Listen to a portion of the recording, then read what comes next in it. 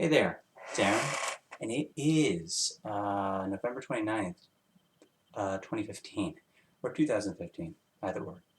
And as you can tell by the title and my shirt, I'm going to be talking about George Harrison today. I'm recording this right now, and I will try to get it up on the day I'm recording this. 14 years ago today, George Harrison passed away after a long battle with cancer. Can remember when the news was announced. It wasn't announced on the 29th. It was announced the next day. I remember. I just remember being woken up and my mom just told me, Aaron, George died. And I didn't believe it. Keep in mind, I was only, what was it, 10 years old? I'm trying to do the math here. And, and 2001 was already a very confusing year for me. I lost my dad. He died in June of that year. Just suddenly, he just got sick, and we really don't know how he passed away. So that happened, and obviously it was very devastating for everyone in my family. So yeah, that happened. Then comes 9/11, which even confused me more. I mean, it was just a very, very chaotic year. And then, George is dead.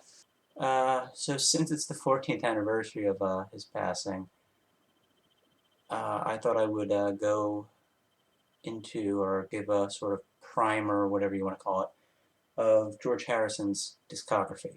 Now, keep in mind, I do not have everything that he's made. I have everything but 2 studio albums, those being his first 2, and then a live album.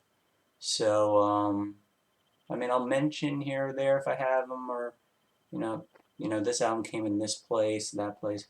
But for the most part, I have almost all the solo albums because really he didn't release a lot. Now, his first album was released in 1968. It was called Wonderwall Music. It was the first solo album a Beatle ever released. It's the soundtrack to the movie Wonderwall, which sort of a psychedelic movie. I don't know who's in the movie. I don't know. It gets mixed reviews, really. But he did the soundtrack to that, so that was his first album. His second one was Electronic Sound, or Electronic Sounds plural, either or.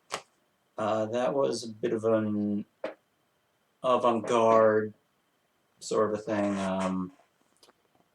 Even though Paul has said before that George never liked avant-garde, and that he always referred to it as avant-garde a clue. Really, George? Now, his third album, which many believe to be his first album, is this one right here. And it just celebrated its 45th anniversary 2 days ago. All Things Must Pass. This is my vinyl copy. I showed this earlier in the year.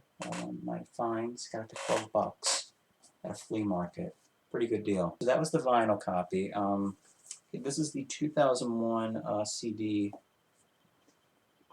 reissue. And this is a very cool box. It's an eco-friendly packaging here. However, these discs are pretty scratched towards the end, and yeah, but this is the way I listened to the album for a good couple of years. And it was one of the last things that George ever worked on, was reissuing this. So there's that. Now, from what I've heard, the mixing for this remaster was way too loud. People thought, I think there were a lot of people who liked it because the other CD mix was too quiet, but then, I mean, now listening to it, wow, is it loud. I mean, looking at all the clipping, not especially for songs like Wah Wah, so forth. So, yeah, it's a big improvement here. The 2014 reissue, when all the Apple albums came out, which would be from Wonderwall Music to Extra Texture. So all those albums were reissued, and I only got All Things Must Pass because this copy was not in the best shape, and because I heard that the remastering was much better on here. And yeah, this much warmer. If you don't have this copy or this version of the album, and you want to have a CD version of it, get this. So yeah, so favorite songs. Really hard to pick. There's so many. I'd Have You Anytime, My Sweet Lord, Wah Wah, Is in Your Pity, What Is Life If Not For You. That whole, yeah, that's a good 5 tracks there. Or If Not For You, did I say If Not For You? That would be a good 6 songs there. But If Not For You was a cover of the Bob Dylan tune. Behind That Locked Door is good. I don't like it as much as the others. Let It Down's a good hard rocker. Run the Mill's good. Beware of Darkness. I like that one. Just reading off the titles now. Apple Scruffs is Ballad of Sir Frank D. Chris. This is not one of my favorites, but good. Love Waiting on You All. The title track's great. I Dig Love. Art of Dying. The second version of Isn't It a Pity is okay. Hear Me Lord. Very dramatic closer, and I've already talked about the Apple Jam. It just goes on for too long. Next up is a live album that is said to have really started the whole idea of the benefit concert. And believe it or not, I think it is, because I'm just looking at that. There's no way that before 1971, no one had ever thought of this or had done something in this way. And I'm talking about the concert for Bangladesh. This is the 1992, I think this is. Doesn't say on here, but I've seen online that I think this is from 92. This is the 1992 CD issue of Concert for Bangladesh. This one, like All Things Must Pass, is scratched. And there it is. That's the original. Well, it was orange for the vinyl. And the idea for Concert for Bangladesh was that I'm not too good on remembering all the politics that was going on, but there were bad things happening in Bangladesh to the point where it really wasn't being reported over here in the States, and only a few people knew of what was really going on. So George's buddy, Ravi Shankar, told him, you know, there's a lot of people dying in Bangladesh, so I thought, okay, well, we'll get a bunch of friends and, you know, we'll play for, raise enough money to help them. Now, there's some dispute as to where the money went, if it actually went at all to the people of Bangladesh, or if Alan Klein did something with it. But it shouldn't really matter. The thing that mattered was George made history, in that, you know, he was really the first to do something like this. So that's the importance of the Concert of Bangladesh. And the other copy I have here is the 2005 reissue, which has a different cover, and it's credited to George Harrison and Friends, the Concert for Bangladesh, and it has a different orangey cover here, more like the original vinyl, but a picture of George instead of a starving child. This was released in 2000. I said this was released in This was released in 2005.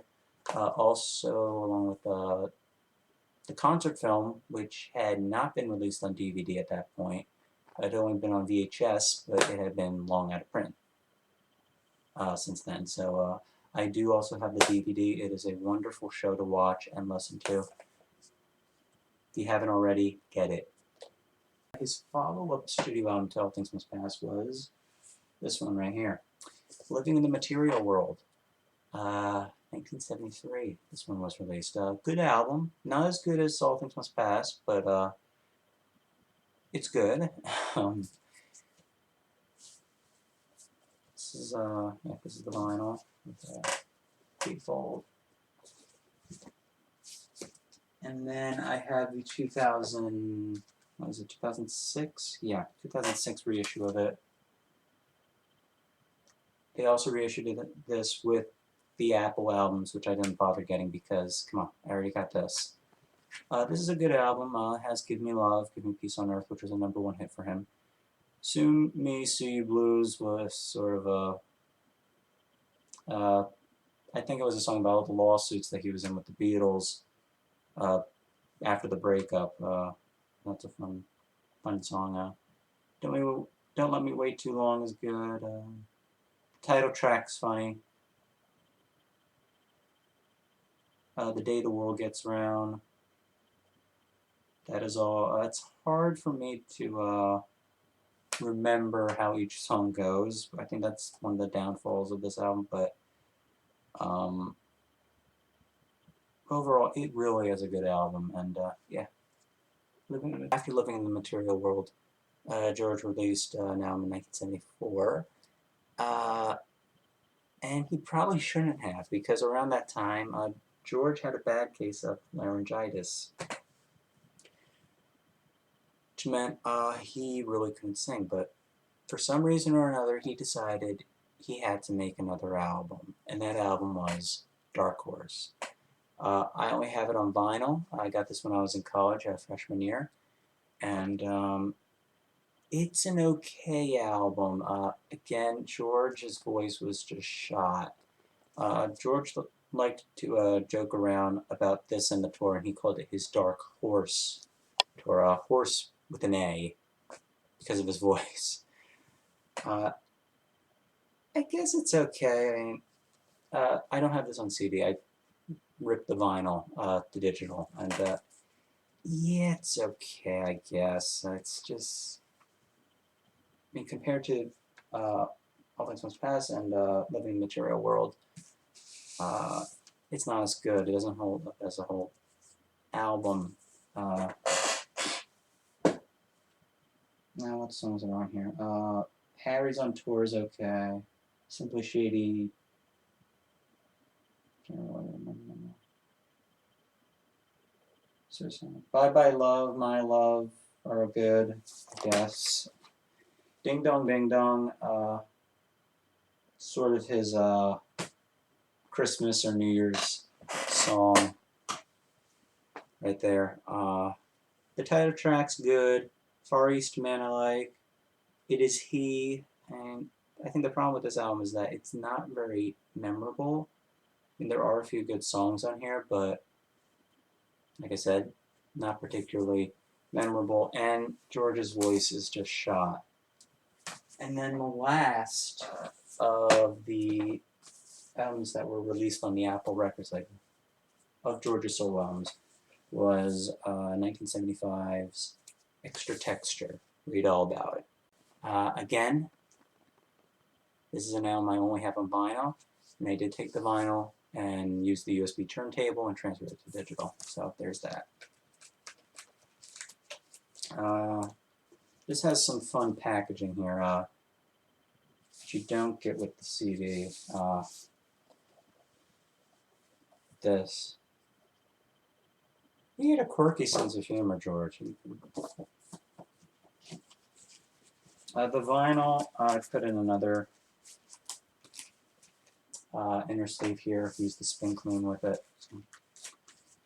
So there's that. Is it a good album? Yeah, it's okay. I'd say it's better than Dark Horse, because George's voice is back on this one for the most part. You is good. This guitar, Can't Keep From Crying. Wow, I really can't remember any of these songs. I guess the answers at the end is good. That's from side one.